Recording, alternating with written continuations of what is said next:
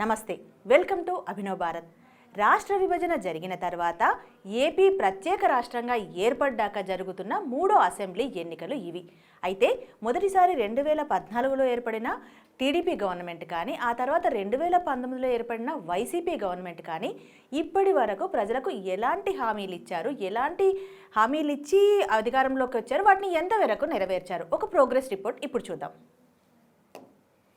2014లో అధికారంలోకి వచ్చిన, అంటే ఆంధ్రప్రదేశ్కు మొదటి ముఖ్యమంత్రిగా ఉన్న చంద్రబాబు నాయుడు గారు గవర్నమెంట్లో ఆయన మేనిఫెస్టో అనేక వందలాది హామీలు ఇచ్చినప్పటికీ కొన్ని ముఖ్యమైన వాటిని తీసుకొని మనం చూసినట్లయితే అందులో ముఖ్యమైన రైతులకు పంట రుణాల మాఫీ.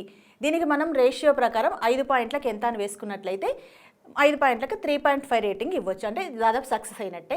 ఆ తర్వాత స్వయం సహాయక సంఘాలకు రుణమాఫీ, డ్వాక్రా రుణాలు తీసుకున్న వాళ్ళకి రుణమాఫీ, ఇది కూడా దాదాపు సక్సెస్ అయినట్టే. రైతులకు 9 గంటల ఉచిత విద్యుత్ సరఫరా, ఇది పూర్తిగా విజయవంతమైనట్టు, అందుకని 5కి 4 పాయింట్ల వరకు ఇచ్చుకోవచ్చు.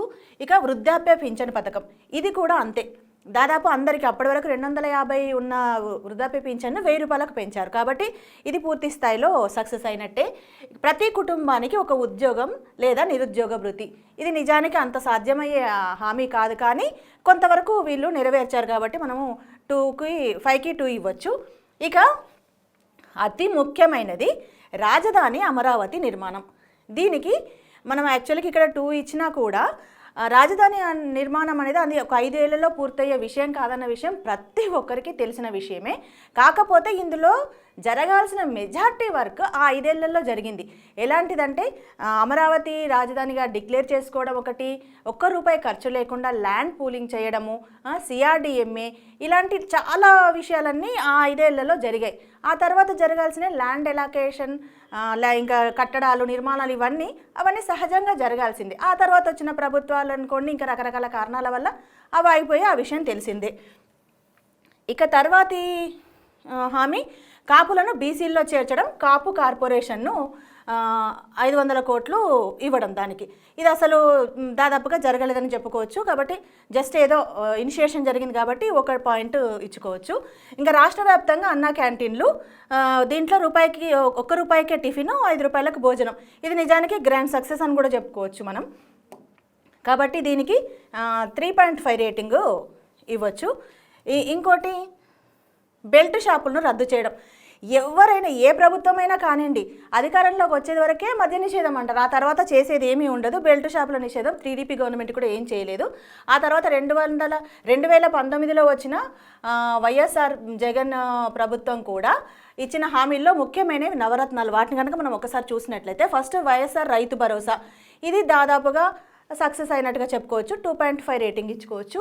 ఆ తర్వాత ఫీజు రియంబర్స్మెంట్, పిల్లలకు ఫీజు రియంబర్స్మెంట్, ఇది పెద్దగా జరిగిన ఆనవాళ్ళు ఏం లేవు కాబట్టి 5కి 1 మాత్రమే రేటింగ్ ఇవ్వచ్చు. ఆరోగ్యశ్రీ దాదాపుగా ఆరోగ్యశ్రీలోకి వచ్చేది ₹1000 మొదలు ఖర్చు ఉంటే ఆరోగ్యశ్రీకి వచ్చేటట్టుగా చేశారు.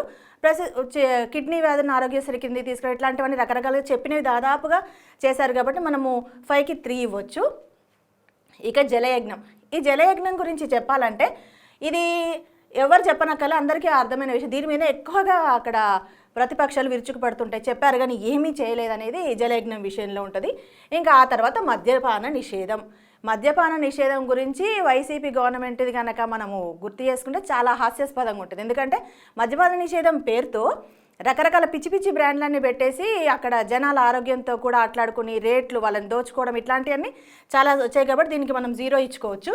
ఆ తర్వాత అమ్మఒడి, ఈ అమ్మఒడి విషయంలో మాత్రం వైసీపీ గవర్నమెంట్ సక్సెస్ అయిందని చెప్పొచ్చు. చాలా వరకు పిల్లల చదువుల కోసము వాళ్ళ తల్లుల ఖాతాలు వేసి 5కి 3 ఇవ్వచ్చు మనము. ఇంకా వైఎస్ఆర్ ఆసరా, వైఎస్ఆర్ చేయుత, ఇది కూడా 2.5 రేటింగ్ ఇవ్వచ్చు. పేదలందరికీ ఇల్లు, ఇది కొంత చేశారు, కాకపోతే అందరికీ అందలేదు. అంటే హామీలు ఇచ్చి అందరికీ ఓకే అని చెప్పిన లిస్టులో ఉన్న వాళ్ళకి కూడా ఇంకా ఇల్లు అందలేదనేది ఉంది. ఇక పింఛన్ల పెంపు, ఇది మాత్రం గ్రాండ్ సక్సెస్. పింఛన్లకు పెంపు, వాలంటీర్ వ్యవస్థతో వాళ్ళకి ప్రతి నెల 1వ తేదీనే పొద్దున్నే ఇల్లు ఇప్పించడం, ఇదంతా వైసీపీ గవర్నమెంట్ సక్సెస్ కార్డు. ఇక ఇవి వదిలేసి ఇంకొకటి చూసినట్లయితే, అంటే వైసీపీ కానీ టీడీపీ గవర్నమెంట్లో జరిగిన సంక్షేమం, అభివృద్ధి, ప్రజాస్వామ్య సుపరిపాలన ఇలాంటివి కనుక తీసుకున్నట్టయితే సంక్షేమం విషయానికి వచ్చేసరికి టీడీపీ గవర్నమెంట్ 2.0 ఇవ్వచ్చు రేటింగు, వైసీపీ గవర్నమెంట్కి 3.5 రేటింగు ఇవ్వచ్చు సంక్షేమం విషయంలో.